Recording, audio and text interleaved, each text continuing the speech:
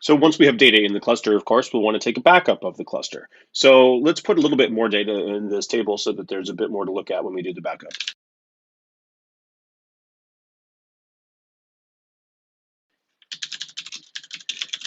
Okay, so now there should be quite a few rows in the table.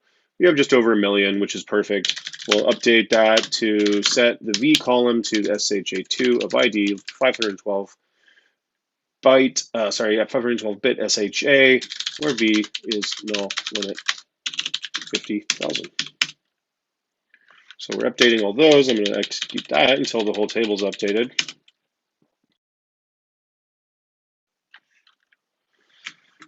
So now we'll look at the some of the regions that are now part of this table before we take a backup of the regions. So let's take a look at the information schema table that shows us information about the regions.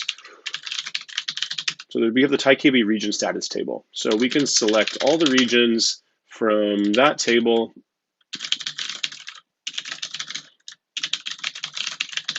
where the table name is T1, which is our table. So now we can take a backup of the table. So backups in TiDB work using another custom resource called the backup. Here I have a backup YAML file that describes the backup resource that we're going to create. So it's pretty simple. This is just giving the backup a name, telling it the name of the cluster, the namespace of the cluster. When you do a backup, you can either have the individual TiKV pods deploy with an associated IAM role that gives them write access to an S3 bucket. In this case, I've actually created a Kubernetes secret that contains the access credentials for a user that has write privileges to the S3 bucket, because I didn't want to have to go through the configuration of the IAM stuff for the pods. So now we can simply apply this to the cluster and it should create a backup for us. So we can Q control apply and apply that file. And once that's applied, we can look at the backup status. We see that there's a backup scheduled. That's great. We'll see that it has an associated pod. And let's take a look at that pod and see what it's doing.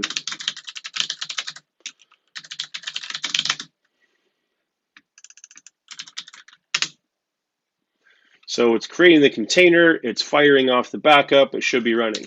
We can use the log function of kubectl to look at the logs for the pod.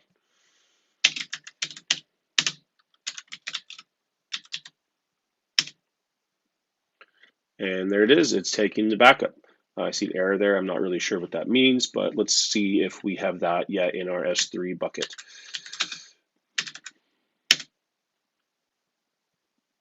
And whoops, I just removed the backup. Well, anyway, there it was. That was from a previous test, but there we can see that it created the backup file. So that's a really simple way to create a table and create a backup of a Kubernetes cluster in TiDB operator in TiDB cluster running on EKS.